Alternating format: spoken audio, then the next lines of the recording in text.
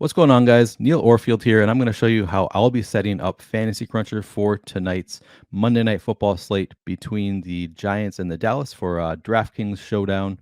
I'll start here by changing up my columns so that they are in the view that I like to see, where I can see projections and ownership projections and exposure caps and how much of a player I end up using once I've done a crunch.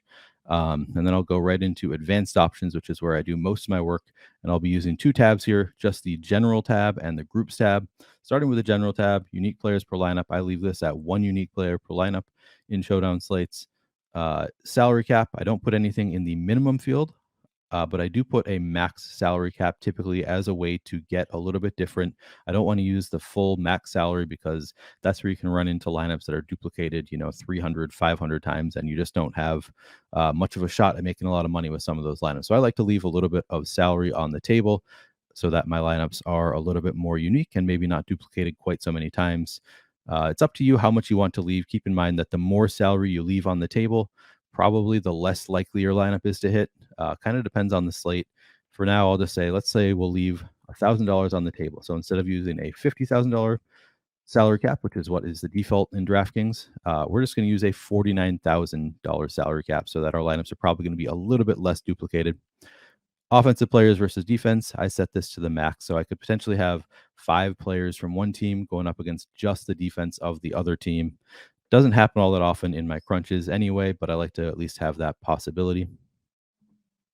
Global exposure cap, I'm going to leave at 100%. So that means I could get to 100% of any player. I'm okay with that. I will go ahead later on in the main screen and I will go to the captain tab and I'll change the global exposure cap for captains on the slate. I don't think there's any captain on this slate that I want to have 100% of a player in that spot. So I'm going to change that cap there. And then randomness, I already turned this on.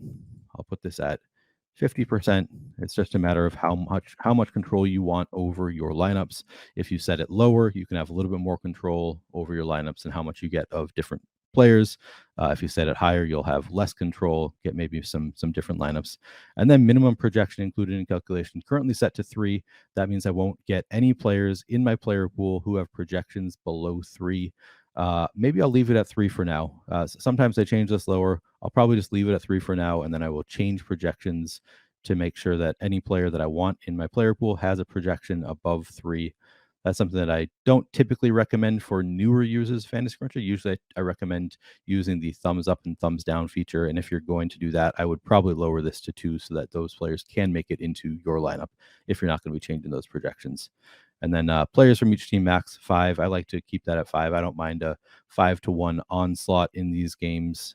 Those tend to go a little bit underutilized. So I like to make sure that I have that option in my lineups.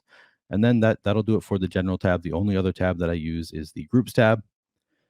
And I'll show you a couple groups that I like to make. Hey guys, let me take a break here to tell you that you can get access to all of our Stokastic Plus NFL tools for Showdown and single game slates for only $1. Click the link in the description of this video below or use promo code PRIMETIME, all caps PRIMETIME, at checkout to get 1 week of our NFL Primetime package for only $1. This includes full access to all the premium content and tools for NFL DFS that we have to offer for Showdown and single game slates, including player projections, ownership projections, top plays, lineup builder, and our expert Discord.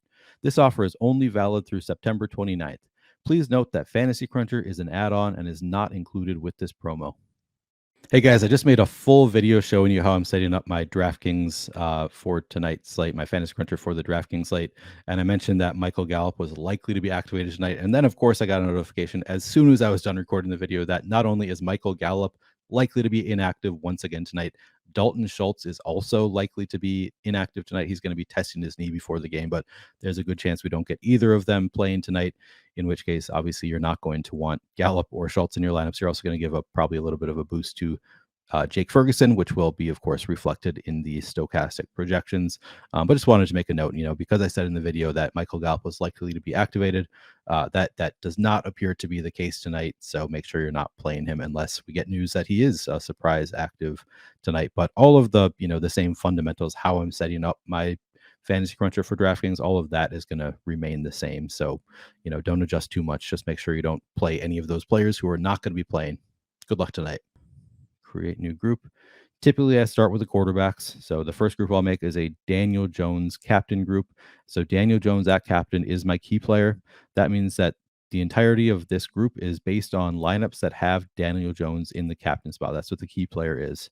And then I'm going to go and I'm going to add a secondary group of players to this, and that will be all Giants pass catchers. And I'm just going to look at anybody that has a projection with this Giants logo. I'm not even looking at the names typically as I'm doing this. I'm just going through and I'm adding players to this group.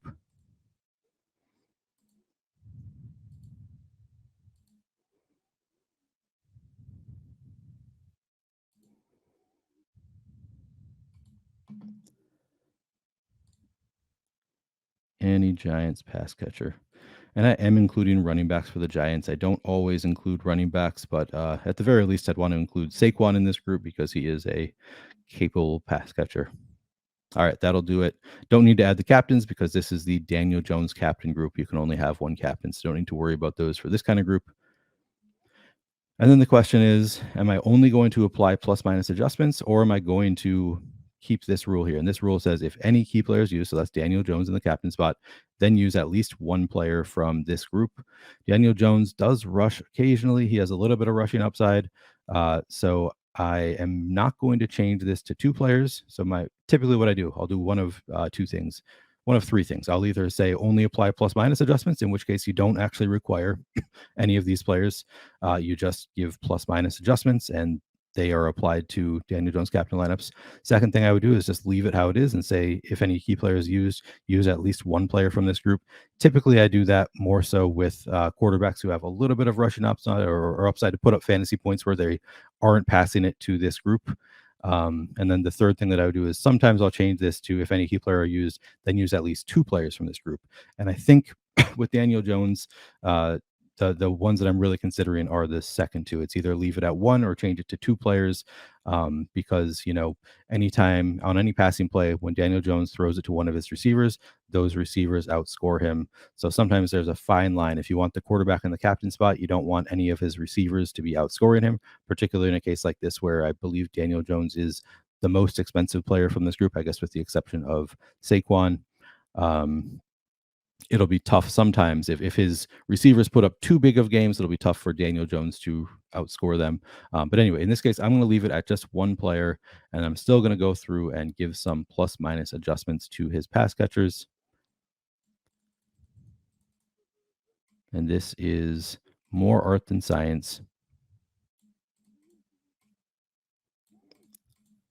I said it one way to begin, and then sometimes I'll do some crunches and I'll come back and I'll say I want more of this guy in my Daniel Jones captain lineups, or I want less of this guy, and I will adjust how much of a boost I'm giving these players.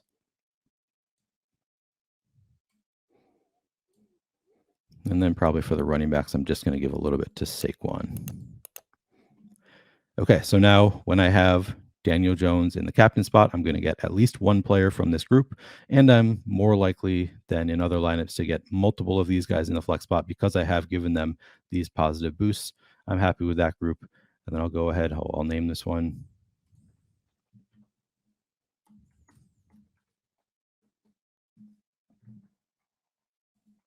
And then I'll create a second group for Cooper Rush.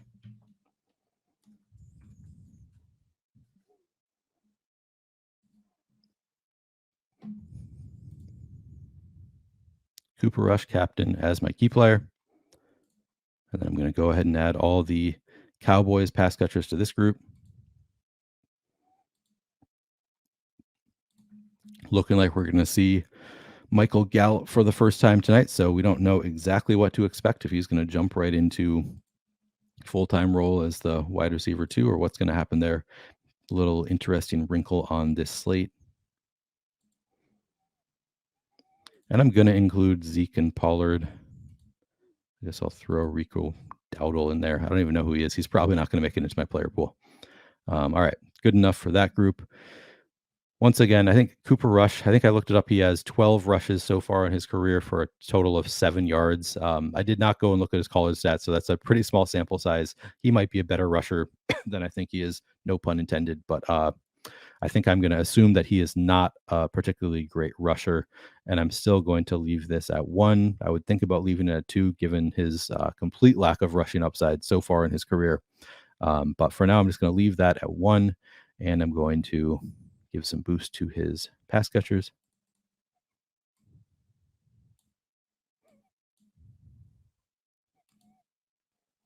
A little bit of a lower boost for CD Lamb because given his price tag, I think it makes it a little bit.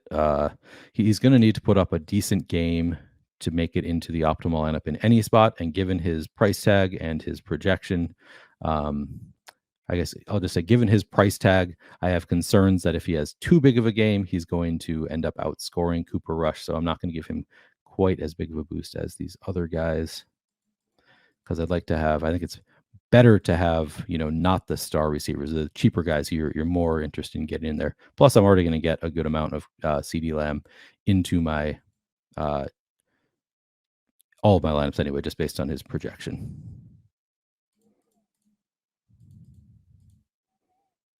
All right, good enough. So anytime I use Cooper Rush, I'm going to get at least one player from this group. Again, this is more art than science. If I don't like the way my lineups are looking, I might come back and give bigger or smaller boosts to some of these guys. I'll show you another group that you could create here. And I'll use the Cowboys receivers as an example. All right, so I'm going to make a group of Cowboys receivers as captains.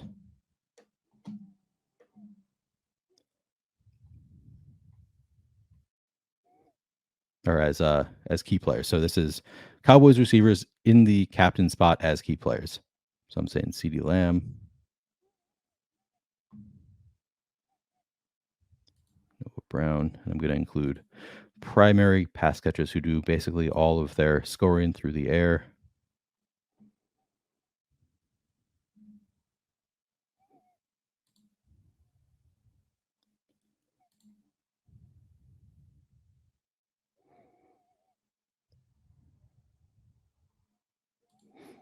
And then what I'm going to do for this group is I'm going to make a secondary group of the same receivers in the flex spot.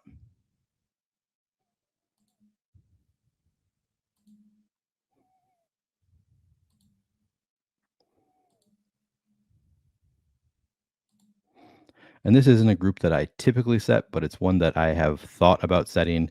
And I'm just kind of showing you how you can use groups to set correlations that you like in Fantasy Cruncher.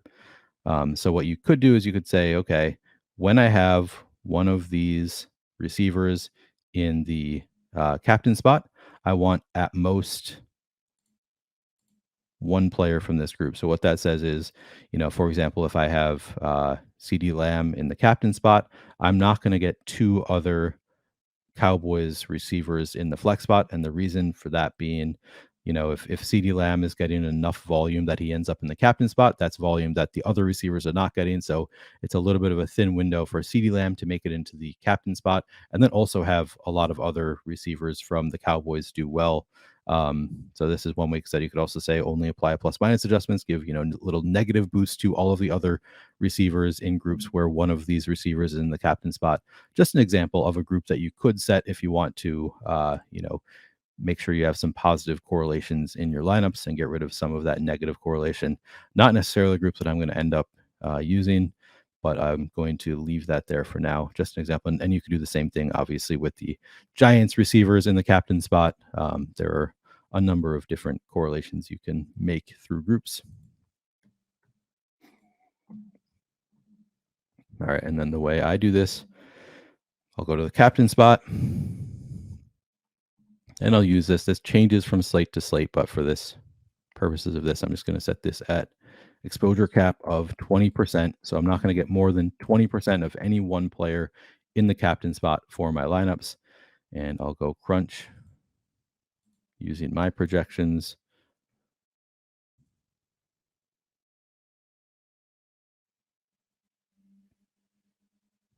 All right, so I'm going to look at these lineups. First one, I have Daniel Jones in the captain spot. We've got Richie James, Sterling Shepard, and Saquon Barkley pass catchers in flex spots. I like that. Only one Dallas bringback. Here's a nice little Giants onslaught here, both kickers. I'm fine with that lineup. leaves nearly $3,000 on the table. Interesting. Saquon Barkley in the captain spot with Daniel Jones, Richie James receiver, defense, and kicker. Another Giants onslaught with just Zeke in the flex spot. I'm getting a lot of Giants onslaught lineups. So got to think about, do I like that? Do I want a lot of Giants onslaught lineups? I'm not sure, but something to think about. Okay, finally here we've got a sorry, this is another Giants onslaught. But so here we've got Daniel Jones in the flex spot. We've got Sterling Shepard in the captain spot. Richie James. Okay, so he does just have one more receiver in the flex spot. Yeah, these look fine. See, this lineup has Tony Pollard and Ezekiel Elliott in it. I kind of like that. I like having a little bit of some potentially negative correlation. It's more like neutral correlation between running backs on the same team, but people don't like to do it. So I like it as a way of getting unique. And then I'll go up and I look at my player exposures. So I may, those lineups all look fine to me. I didn't see anything that I totally hate from the lineups individually, but I do want to make sure that I also have exposures that I like. Currently getting a ton of Daniel Jones, not a ton of Cooper Rush. Not getting much Matt Breida at 2,000. That makes sense to me. He's only 6.2% owned, so I would think about potentially going a little bit more there. I'll have to look at his snap count to see if he really has much of an opportunity here. But he appears to be Saquon's primary backup, so I think I probably would like a little bit more Matt Breida just because he has some opportunity in a regular game. And then, of course, if Saquon gets hurt, his opportunity goes up a lot, and he's not getting much ownership. People don't really account for the potential of injury a ton when making their lineups, and I think injuries happen enough in the NFL that I like to, particularly with these situations where a player is going to have some opportunity anyway and then would benefit a lot from an injury. I sometimes like to, if they're not getting much ownership, take advantage of that kind of blind spot where people don't like to think about that possibility. Not getting much Pollard, getting a ton of Saquon, getting a decent amount of Zeke. Yeah, I'd have to think about if I want to give some boosts here. Or you could use the thumbs up, thumbs down if you want more or less of a player. Darius Slayton currently could not make it into my player pool. Same with Simi Fihoko here. These guys have projections below 3. I kept that 3 is the minimum salary to be included in my projections. So if I want these guys to get into my lineups potentially, I have to give them a boost to at least 3. And just looking at this, I know I'm still probably not going to get any Simi with his projection at 3 at 2,400. So I would potentially give him a bigger boost if I do want him in my player set. But this is just kind of what I do. I just go through position by position, tab by tab to look through. Do I want Kevontae Turpin? Don't know that I do, but if I do, I'm going to set that at 3 as well. Daniel Bellinger, a guy who I think I will want in my lineups. Have some interest there. I'll change these guys for now. And like I said, I end up crunching sometimes 20, 30 times, just going through just like this, looking at, okay, how much am I getting in players? Is that as much as I want? Do I want more? And you could, give a thumbs up, thumbs down, or change the projection. Typically, newer players would recommend using the thumbs up, thumbs down. Damn, getting a lot of Giants. Was not expecting to see 53.3% Giants in my lineups. I probably won't stick with that. Okay, so that is that'll do it, and then I go back, same crunch.